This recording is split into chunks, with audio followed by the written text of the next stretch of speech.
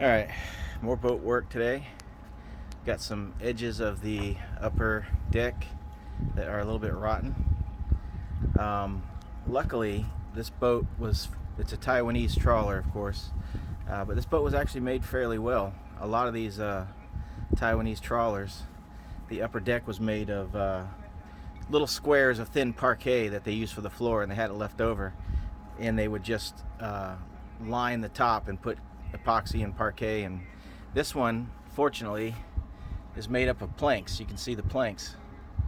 So over here you can see it was rotten. I got it all dug out, but just in the corner where that upper stanchion is, so I got most of the rot dug out, and it just goes around the corner, and then just little holes here that we're starting, and they're not bad. Some more has to be dug out there, but this part was also rotten, not too deep.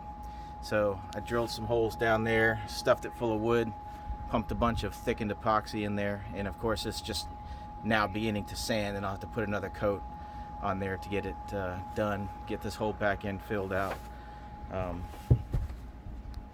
and just so it's more waterproof.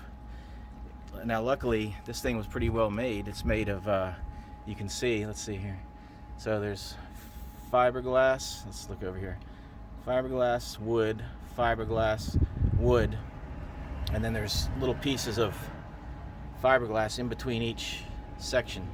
So it's very well made. So in the back here, on the back left, this is very solid. Let's see, this is still very solid. This is the rotten part.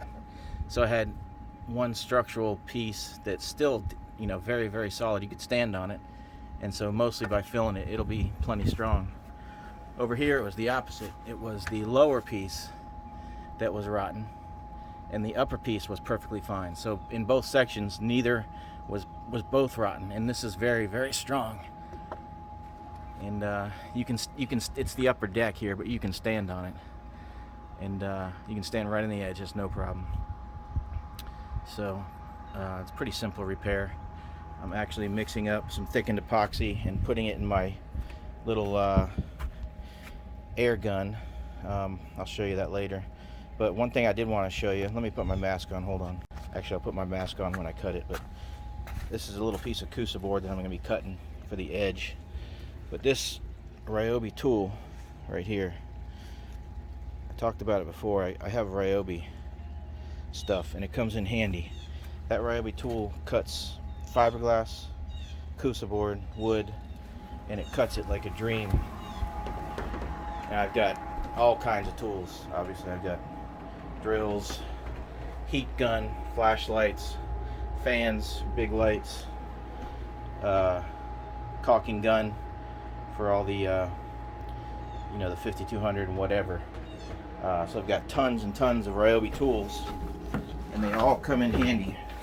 Hot glue gun, little vacuum, soldering iron, rotary tool.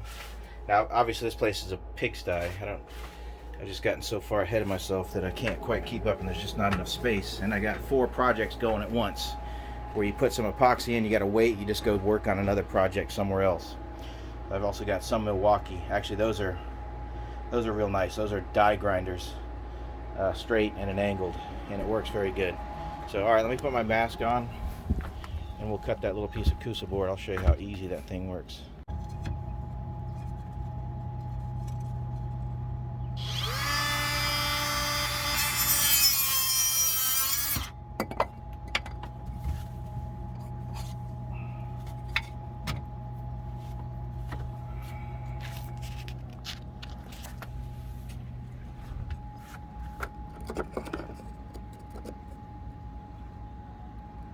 That will get pounded in there a little bit more, clear some more space. Alright, I got my mixture of Kusa and little wood pieces that are just going to fill some of the voids, help fill and stiffen some of the voids. And then I sanded this edge. Another tool that works great is this little quarter cable drum sander.